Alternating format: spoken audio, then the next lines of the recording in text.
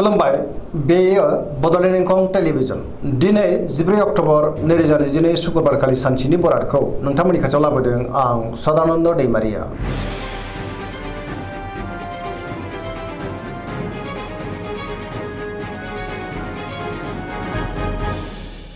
सिगां फरायनो लादों मेष राशि गिबि हांखो अ ल दिनैनि साना जोबोर मोजां गियाना बांगोन जेरावबो जाफुंसारगोन बयजोंबो अनजागोन आरो अनसायजागोन मावनो लानाय खामानिखौ थि समावनो आरो गोरलैयैनो मावफुंनोबो हागोन गोसोखौ दिनै जोबोर गोजोननाय मोनगोन देहाया मोजाङै थागोन बयनिफ्रायबो मोजां खौरां फैनोबो हागौ रांखावरियाव दिनै जोबोर मोजां गोबां धोन आरजिनोबो हागोन बेफार फालांगियाव दिनै जोबोर मोजां मुलाम्फा मोननो हागोन सोरबा लोगोजों बाख्नायजानो हागौ आरो सोरनिबा हेफाजाबखौ थोजासे मोनगोन न'खराव बिमा-बिफानि अननाय आरो बोरखौ मोनगोन आरो गाहाम थासारि फैगोन गुबुननि गोसोखौ गोरलैयैनो बोनोबो हागोन गोसोनि बोलोआबो बांगोन लाइमोनफोरा जोबोर मोजां खौरां मोननो हागौ आरो गोसोआ दिनै जोबोर रमान्टिक जागोन पजिटिभ एनार्जिनि गोहोमबो गोग्लैगोन धोरोमारि बिथिङावबो दिनै गोसो दुंखांगोन फरायसाफ्रा दिनै फरायनायाव गोसो दुंखांगोन आरो मोजां फिथाइ मोननोबो हागोन। वृष राशि गिबि हांखो इ उ ब दिनैनि साना जोबोर मोजां बयजोंबो अनजागोन आरो अनसायजागोन गोदान खामानियाव आखाइ होजेननोबो हागोन गोसोनि बोलोआ बांगोन मोनफ्रोमबो बिथिङावनो जाफुंसारगोन गोबां मोजां खाबु फैनोबो हागौ गोसोखौ दिनै जोबोर गोजोननाय मोनगोन बयजोंबो गोरोबनो रोंगोन मावनो लानाय खामानिखौ थि समावनो आरो गोरलैयैनो मावफुंनो हानानै दिनै गोसोखौ बांसिन गोजोननाय मोनगोन रांखावरियाव जोबोर मोजां आयाबो बांनो हागौ बेफार फालांगियाव दिनै जोबोर मोजां न'खराव बिसि फिसायनि गेजेराव अनलायनाय फैगोन बिदा फंबायजों मोजां सोमोन्दो थागोन देहाया दिनै मोजाङै थागोन अब्लाबो नाथाय जानाय लोंनायाव सांग्रां जानांगोन गुबुननिफ्राय थोजासे हेफाजाब मोनगोन जायखि खामानि मावनो मोनफ्रोमबो खामानियावनो दिनै जाफुंसारगोन सोरबा लोगोनि अनसायनायखौ मोननो हागौ गोसोनि साननायफ्रा दिनै मोगथाङाव जाफुंगोन पजिटिभ एनार्जिनि गोहोमबो गोग्लैगोन लाइमोनफ्रा जोबोर रमान्टिक जागोन आरो गावबा गावनि गोसोनि साननायखौ फोरमायलायनोबो हागोन।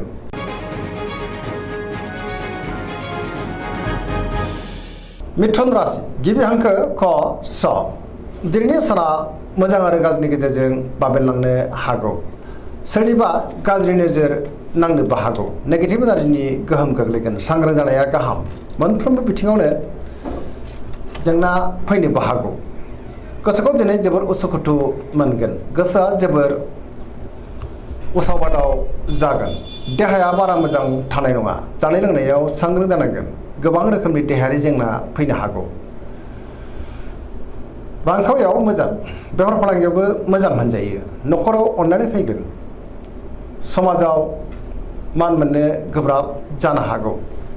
गोसोनि बोलोआ अब्लाबो बांनोबो हागौ मावनो लानाय खामानिखौ मावफुंनो हागोन सोरबा लोगोनिफ्राय हरखाबै गाज्रि खौरांबो मोननो हागौ लाइमोनफोरनि गोसोआ दिनै जोबोर उसुखुथु जागोन आरो गाव गावनि गोसोनि साननायखौ फोरमायलायनो गोब्राब जागोन। कर्कट राशि गिबि हांखो ड ह दिनैनि साना जोबोर मोजां माबा मोनसे मोजां खौरां मोननोबो हागौ गोसोखौ दिनै जोबोर गोजोननाय मोनगोन समाजाव लोगो लेवानि आंखाल जानाय नङा सोरबा गोजाम लोगोजों बहाबा लोगो मोनज्लायनो हागौ गोसोनि साननायफ्रा जाफुंगोन गोसोआव पजिटिभ साननाय फैगोन गोथों आरो गोग्गो साननो रोंगोन गियाननि आंखाल जानाय नङा रांखावरियाव मोजां बेफार फालांगियावबो मोजां होनजायो न'खराव अनलायनाय फैगोन बिदा फंबायनिफ्राय थोजासे हेफाजाबबो मोननो हागौ समाजाव लोगो लेवा बांगोन देहाया दिनै मोजाङै थागोन अब्लाबो नाथाय जानाय लोंनायाव सांग्रां जानांगोन गुबुननिफ्राय हेफाजाब मोननो हागौ फरायसाफ्रा दिनै फरायनायाव गोसो दुंखांगोन आरो मोजां फिथाइ मोननोबो हागोन गुबुनजों मोजां सोमोन्दो लाखिनो रोंगोन पजिटिभ एनार्जिनि गोहोमबो गोग्लैगोन।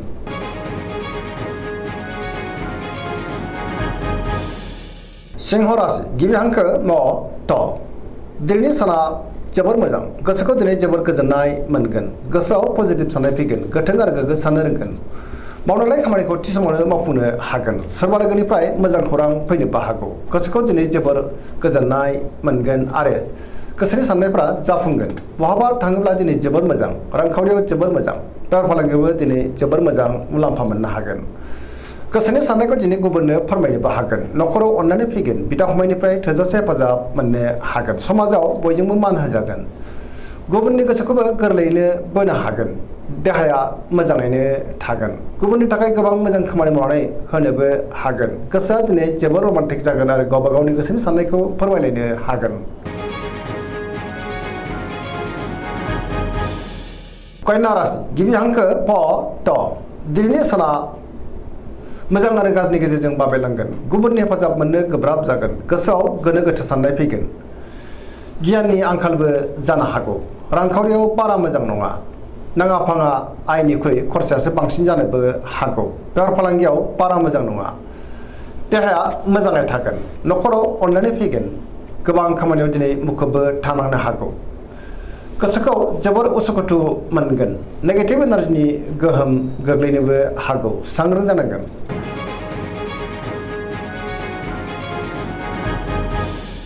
तुला राशि गिबि हांखो र ट दिनैनि साना जोबोर मोजां गोसोनि बोलोआ बांगोन गावनि गोसोनि साननायखौ दिनै गुबुननो फोरमायनोबो हागोन मावनो लानाय खामानिखौ थि समावनो मावफुंनो हागोन देहाया मोजाङै थागोन अब्लाबो नाथाय जानाय लोंनायाव सांग्रां जानांगोन बहाबा हान्थिनो खाबु मोननो हागौ रांखावरियाव दिनै जोबोर मोजां मोननो गोनांखौ दिनै मोननो हागोन न'खराव बिसि फिसायनि गेजेराव अननानै फैगोन समाजाव मान मोनगोन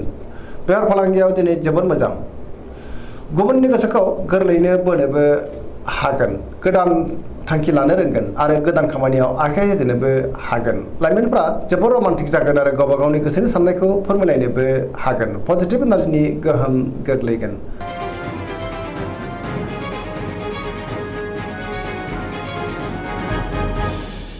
वृश्चिक राशि गिबि हांखो न स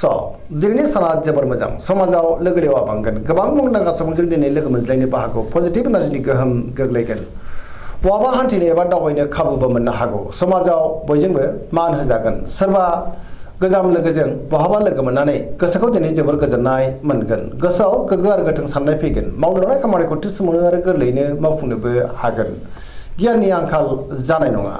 गुबुननि थाखाय गोबां मोजां खामानि मावनानै होनोबो हागोन गोसोनि साननायफ्रा दिनै मोगथाङाव जाफुंगोन गोथों आरो गोग्गो साननो रोंगोन गोसोनि बोलोआ बांगोन समाजाव बयजोंबो मान होजागोन न'खराव दिनै अननानै फैगोन रांखावरियाव मोजां अब्लाबो नाथाय खरसायाबो बांनो हागौ बेफार फालांगियाव मोजां होनजायो देहाया दिनै मोजाङैनो थागोन गुबुननि हेफाजाबखौ मोननो हागोन फरायसाफ्रा दिनै फरायनायाव गोसो दुंखांगोन आरो मोजां फिथाइ मोनगोन लाइमोनफोरा जोबोर रमान्टिक जागोन आरो गावबा गावनि गोसोनि साननायखौ फोरमायलायनोबो हागोन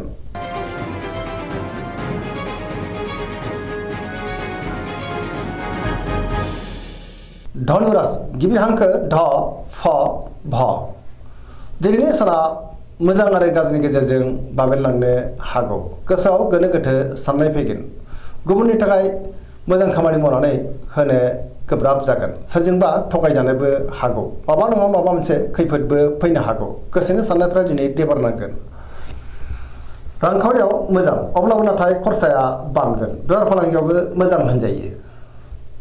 समाजाव मान मोनगोन बहाबा थाङोब्ला सांग्रां जानांगोन सोरबा गोजाम लोगोजों बहाबा लोगो मोनज्लायनो हागौ देहाया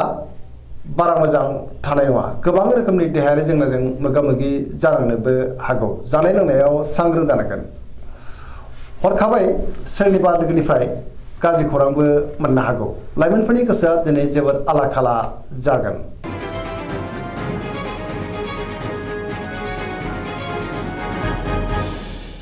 मकर राशि गिबि हांखो ख ज दिनैनि साना मोजां आरो गाज्रिनि गेजेरजों बाबेनलांगोन गोसोनि साननाया देबार नांनो हागौ मावनो लानाय खामानिखौ मावफुंनो गोब्राब जागोन माबा नङा माबा मोनसे हेंथा फैनोबो हागौ रांखावरियाव मोजां अब्लाबो नाथाय खरसाया बांनो हागौ बेफार फालांगियावबो मोजां होनजायो गुबुनजों मोजां सोमोन्दो लाखिनो रोंगोन मोनफ्रोमबो खामानिखौ मावफुंनो नाथाय गोब्राब जागोन गोदान खामानियाव आखाइ होजेननो हानाय नङा न'खराव अननानै फैगोन बिदा फंबायनिफ्राय हेफाजाबखौ मोननो हागोन अब्लाबो नाथाय सोरनिबा गाज्रि नोजोर गोग्लैनोबो हागौ न'खराव बिसि फिसायनि गेजेराव अननानै फैगोन फरायसाफ्रा दिनै फरायनायाव गोसो दुंखांगोन आरो मोजां फिथाइ मोननोबो हागोन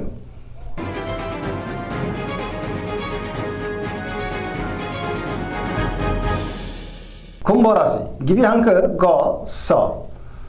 दिनैनि साना जोबोर मोजां गोसोआव गोथों आरो गोग्गो साननाय फैगोन गियाननि आंखाल जानाय नङा मावनो लानाय खामानिखौ थि समावनो आरो गोरलैयैनो मावफुंनोबो हागोन सोरबा लोगोनिफ्राय मोजां खौरां मोननोबो हागौ समाजाव मान बांगोन गोबां मुंदांखा सुबुंजों दिनै लोगो मोनज्लायनो हागौ रांखावरियाव जोबोर मोजां बहानिफ्रायबा गोबां धोन आरजिनोबो हागोन देहाया दिनै मोजाङैनो थागोन न'खराव अनलायनाय फैगोन गुबुननि हेफाजाबखौ मोननो हागौ बिमा बिफानि अननाय आरो बोरखौ मोनगोन बहाबा थाङोब्ला दिनै जोबोर मोजां आरो मोजाङैनो हान्थिनोबो हागोन पजिटिभ एनार्जिनि गोहोमबो गोग्लैनो हागौ।